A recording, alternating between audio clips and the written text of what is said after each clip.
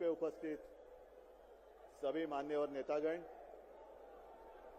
और मेरे सामने लाखों की संख्या में उपस्थित मेरे देशभक्त देशप्रेमी भाई और बहनों,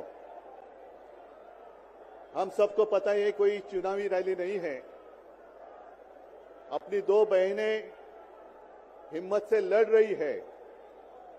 अगर बहन हिम्मत से लड़ रही है तो भाई कैसे पीछे रहेगा। और इसलिए हम सब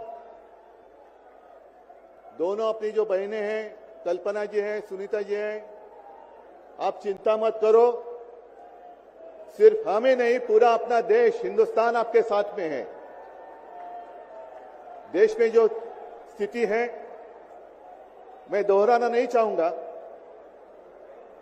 कुछ दिन पहले आशंका थी कि क्या हमारा देश तानाशाही की ओर चल रहा है, लेकिन अब वो आशंका नहीं रही, अब वो सच्चाई है।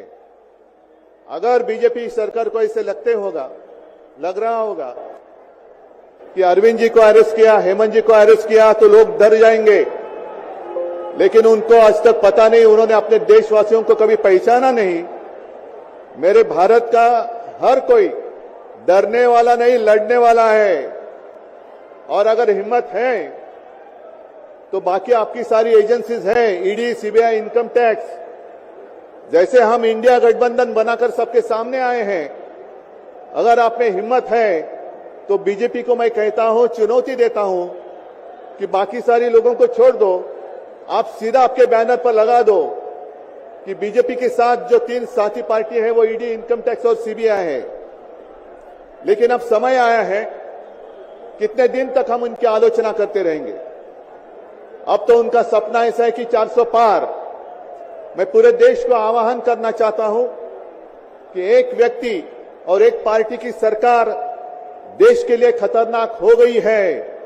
और अब वो समय आया है कि एक पार्टी और एक व्यक्ति की सरकार नहीं चलेगी।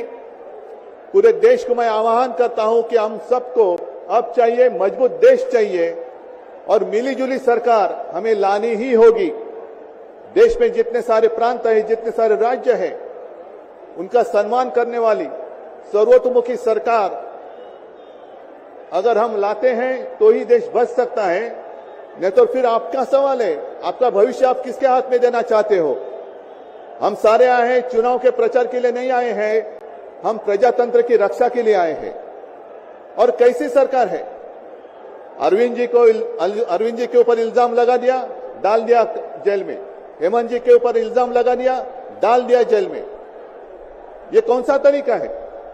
इनके पास जितने सारे लोग हैं, मैं आपके सामने आने से पहले कुछ पत्रकारों के साथ वार्तालाप कर रहा था और उन्होंने कहा कि उद्धव जी अब उन्होंने इनको साथ में ले लिया, उनको साथ में ले लिया। जिनके ऊपर भ्रष्टाचार के आरोप खुद भाजपा ने लगाए थे, उनको उन्होंने वॉशिंग मशीन में डालकर साफ सुथरा नहला धोला कर अपने मंच पर विराजित कर दिया। तो आप क्या विश्वास रख सकते हैं। जितने देश में भ्रष्ट लोग हैं, उन सारे लोगों को इकट्ठा लेकर बीजेपी देश को विकास के राह पर लेके जा सकता है। भ्रष्ट लोग देश का विकास कर सकते हैं।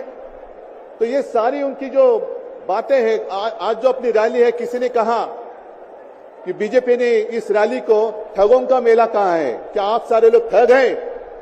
मेरे देश के वासी, मेरे देश प्रेमी लोग क्या ठग हैं। ये तो भ्रष्ट लोग हैं, भ्रष्टाचारी लोग हैं जो भाजपा में है, जुमलेबाज लोग हैं। और मैं ये भी जानता हूं, मुझे याद है कि कुछ दिन पहले उत्तर भारत के सारे किसान दिल्ली आना चाहते थे, नहीं आने दिया। उनके जो रास्ते थे उसमें खिले डाल दिए, उनके ऊपर टीयर गैस छोड़ा, लाठीचार्ज किया। तो मैं पूरे देश के किसानों को आह्वान करता हूं, आप अन्नदाता हो, अन्नदाता देवो भव हमारी संस्कृति है।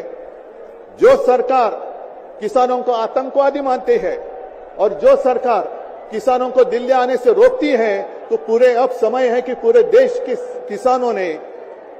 किसानों को आतंकवादी समझने वाली भाजपा सरकार को दिल्ली आने से रोकना होगा। जैसे आपकी राह, उन्होंने आपके रास्ते दिल्ली आने से रोकी थी, वैसे अब किसानों ने बीजेपी को दिल्ली आने से रोकना ही होगा। और एक नारा जो मैंने मुंबई में दिया था, वो जो कहते हैं कि आपकी बार 400 पार।